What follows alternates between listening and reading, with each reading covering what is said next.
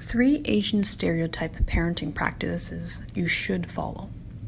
Although I hate being put in a box, stereotypes can sometimes be true for an individual. It's this observed behavior that is generalized about a group of people who share a cultural or ethnic background. It's the generalizing part that annoys me. I am someone who is shaped by a mosaic of Western and Eastern experiences, and defining my identity as a Chinese-Canadian mom is an ongoing journey. Last week, I talked about 3 Asian stereotype parenting practices that I experienced as a child and will not follow. This week, to defy being a stereotypical Asian kid who rejects her culture, I'm going to share 3 Asian parenting practices that I see value in and will instill into my role as a mom. I've already talked about the preservation of language, Chinese medicine, and superstitions. What about food? I mainly cook Chinese food. I'm a foodie. I married a foodie. My friends are foodies. Do you know any Asian person who isn't a foodie, or am I stereotyping now? I digress.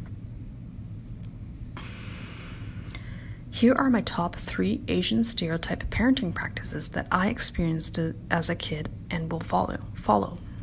1. Teach kids about money. When I first met my husband, he told me the story about how his accounting colleagues called him CCB because he would never pay full price for anything. And what does CCB stand for? Cheap Chinese bastard. Whether it's your mom, your neighbor, that customer who comes in and haggles for a deal every single time, or that friend who always knows where the biggest sales are, we all know some cheap Asian person. I swear Russell Peters is the best at illustrating that stereotype. When I was a kid, my parents constantly gave me the whole money doesn't grow on trees, so you better work hard and get yourself a university degree speech. I'll talk more about that whole hard-working immigrant parents and a generation of entitled, coddled kids another time. We didn't grow up with a lot. My dad was a blue-collar government worker. He lived and breathed the iron rice bowl, Tit Fan Woon, whose biggest responsibility was to make sure there was food on the table and a roof over our heads. My mom worked part-time as a seamstress for a Chinese-owned damn CCBs who pinched every penny out of their workers' furniture company while driving us to all the different activities she put us in, foreshadowing my next point. I remember my dad telling me repeatedly what a mortgage was, how much of his paycheck went to the house every month, and how far along we were to being mortgage-free.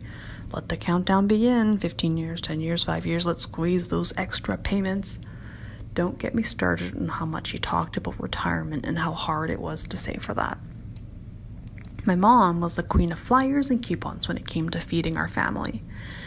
I remember when I was little, Safeway had these dollar day sales where a carton of eggs was like $1 or something, but they would put a limit of 1 per customer.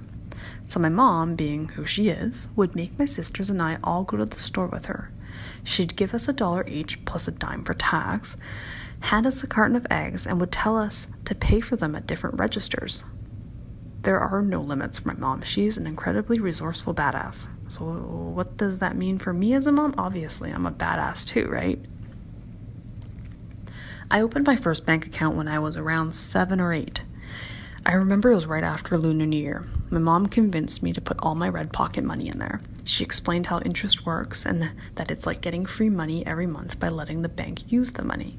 She told me it's not like I needed to use that money anyway. I ain't got bills to pay. Everything else I needed, she and my dad paid for. Now that I think of it, how the hell did I understand all that? Anyway, I remember every time we went to the bank to update my bank book, I would get all excited about seeing the date stamps and the few dollars of interest I got every month. Look at all those 5-cent candies I could buy with that free money. My parents taught me how to live within my means because they wanted me to understand where the money came from and where it was put towards. They grew up with humble surroundings and they moved to Canada so their children could have better opportunities. And it worked. I'd like to consider myself somewhat financially literate. I'm not in debt. I do have a mortgage, but unlike my dad, I'm not counting down the days for many reasons, which I'll need to talk about in another post. Man, this is becoming a longer and longer post. I don't spend frivolously on things. I have a budget and I stay within it. I invest responsibly and I know how to save. FYI, my husband thinks I'm a bigger CCB than him, and I probably am. Being transparent with actual numbers is crucial so children understand the value of $1. It shouldn't be taboo for a kid to know how much their swimming lessons cost or know how much their mom or dad makes. At the end of the day, I think the takeaway is to have open and honest conversations with our kids about money. Managing personal finances, creating and meeting budgets, finding joy in non-material things aren't taught at school.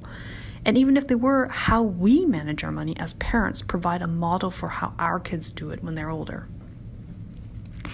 2, put kids in extracurricular activities.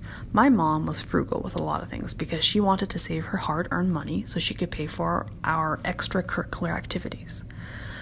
I've talked a lot about all the different activities I've been in: piano, art, brownies, basketball, swimming, skating, taekwondo, Chinese school, math, gymnastics, and the list goes on. Exposing kids to different extracurricular activities is incredibly beneficial for developing their independence, exploring their passions, improving their self-confidence, work ethic, resilience, social, physical, cognitive, and motor skills, etc. Too many articles to cite. All I know is that because I had things to do outside of school, I didn't have time to dick around, and I really knew how to appreciate my downtime. I was learning about work-life balance before I even knew the term. My mom didn't know all the science behind it, but she took a lesson from her own mom, my pawpaw, who I, unfortunately, never got to meet. She told her, "Whatever you learn is yours to keep, and no one can ever take that away from you." And that is something I want to instill in my own daughter. 3, value their family. You go to a Chinese dinner, a Vietnamese gathering, a Korean get-together, and what do you see? Family. Grandparents, aunts, uncles, auntie this, uncle that, family friends, friends of uncle this, cousins of cousin it, and the list goes on. Spending time with my family and taking care of each other is ingrained in my Asian blood. My family is always my top priority. Obviously, second to myself, I take care of myself before anyone else. I am my own bae, because if I'm not good, I ain't gonna be good for anybody else. Although my parents raised me to be strong and independent, there's this underlying unspoken agreement that they will always be there for me if I need them to be. They're my backsplash if I get hit by a huge piece of shit. And that unspoken agreement is mutual, as in when my parents need my help, I'm there to take care of them. Whether it be taking them out for dim sum, dropping by their place to put away their newspapers when they're out of town, or helping my mom download a coupon app on her phone, I'm there, like literally 10 minutes away.